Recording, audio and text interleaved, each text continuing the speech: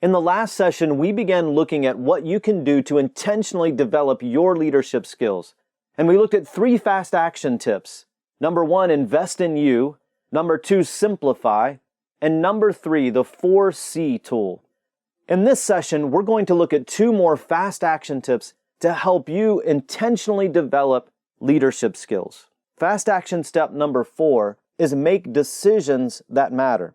I'm sure you figured out by now that you'll have to be willing to feel awkward if you're ever going to accomplish anything worthwhile. What you're doing will seem foolish at times to yourself and to others. And the truth is, you're never going to be more than 80% sure anyway. So the awkward feeling is natural. So the best course of action is to go ahead and make the decision.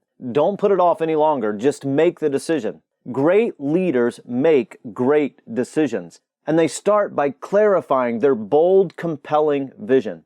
Again, this one decision to clarify vision makes thousands of future decisions for them. They first need to clarify for themselves. Then they work together with team members and key stakeholders. And they don't expect everyone to get excited about their excitement. Why is that? Because your intensity will often confront the passivity of others. Some people will be inspired by your vision, and they'll buy in and they'll take ownership. They'll champion the cause and they'll support it all along the way. But others will be intimidated, and they'll mask their discomfort with criticism. And criticism is a mask for a fragile ego, because people criticize what they don't like about themselves. So prepare yourself for it now. There have been times when I've chosen to invest significant time and energy in numerous projects and initiatives which appeared foolish to many people. And I'll admit, some of them were foolish, but most of them weren't, and they worked. I grew, the team grew, the organization grew. And remember, what is lauded as brilliance after the fact often feels like foolishness in the moment. Several years ago, I heard a well-respected administrator caution a young leader. He said to him, "You're often way ahead of people in your thinking. You should really consider slowing down a little bit." And what he was trying to do was to save the guy some grief. But what the administrator was really saying was that the new leader looked foolish sometimes.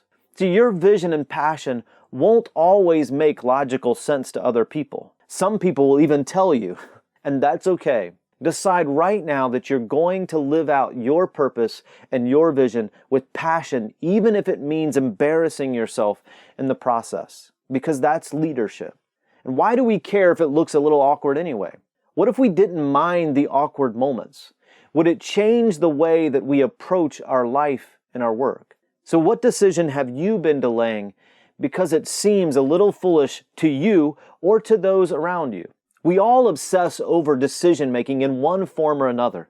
To help me move forward, I regularly remind myself that everything is an experiment. And this has become a guiding principle for me. Because if everything is an experiment, then when things don't go as planned, it's not really a failure. We simply tried something and it didn't work.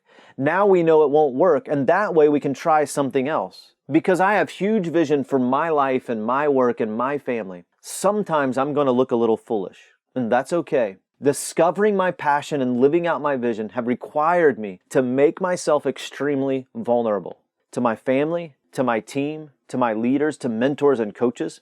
And this is not easy to do. I've had to get rid of things that I found my identity, my comfort in, and you feel like you're losing yourself in the process. But it's only in losing yourself for the benefit of other people that you truly find yourself. To be most effective in your life and your work, make the success of other people your top priority. Yes, there will be times that people will take advantage of you, but more often they'll place high value in your transparency and your authenticity. And if they don't, that's okay too. It was just an experiment.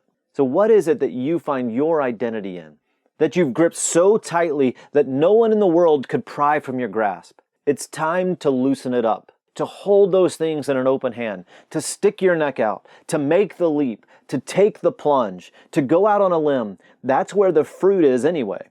You know, it may seem a little weird and you may feel awkward and others may call you foolish, but it's worth it. Make decisions that matter. And your life and your work and your relationships will experience dramatic improvements that you've been searching for.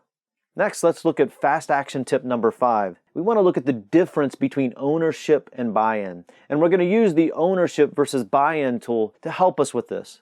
Many leaders know that their organization and people have far more potential than the results that they're getting currently. And so they try for years to motivate and energize and bribe and coerce and manipulate their people and their leaders to higher levels of performance. And it doesn't work. One of the primary reasons why many leaders struggle to motivate team members is because they're seeking buy-in rather than giving ownership. And the reason why many leaders make the mistake of seeking buy-in is because they don't understand the difference between buy-in and ownership. With buy-in, a leader develops a plan or a vision or a new product or service and then takes it to their team members for input, feedback, and ultimately buy-in. Buy-in starts with the leader. Ideas are developed separately, and then they seek consensus after the fact. Many small and mid-sized organizations struggle with buy-in. This approach is more difficult to get away with in larger organizations. Ownership is quite different. With ownership, a leader provides strategy. However, the team develops the vision with open-handed guidance of the leader. See, ownership isn't something you seek. It's intrinsic. Ownership is the byproduct of healthy leadership. Ownership starts with the team together with the leader. It's not faux feedback. Ownership is a proactive strategy in which the leader and the team co-create. In our experience with teams and leaders and organizations, we've helped hundreds of organizations work through vision and strategic planning.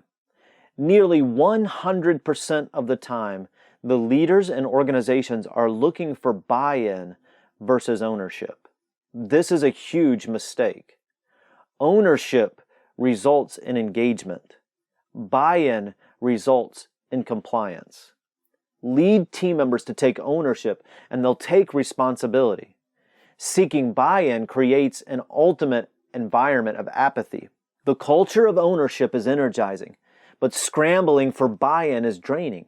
Teach your team to focus on serving other people, serving team members, serving customers, serving clients, rather than themselves by first modeling it for yourself. And when you do, you'll see your people, your team, your organization tap into their full potential, and you'll finally get the results that you were just about to give up on. Just remember, you don't have to get it perfect. You just need to take the next step. If you haven't already, be sure to download the worksheet for this session and complete the action steps that go along with this session. In Module 2, so far we've looked at 5 fast action steps to help you intentionally develop your leadership skills to lead from the middle more effectively. In the next session, we're going to look at what to do when you're working with a poor leader. So I'll see you in the next session.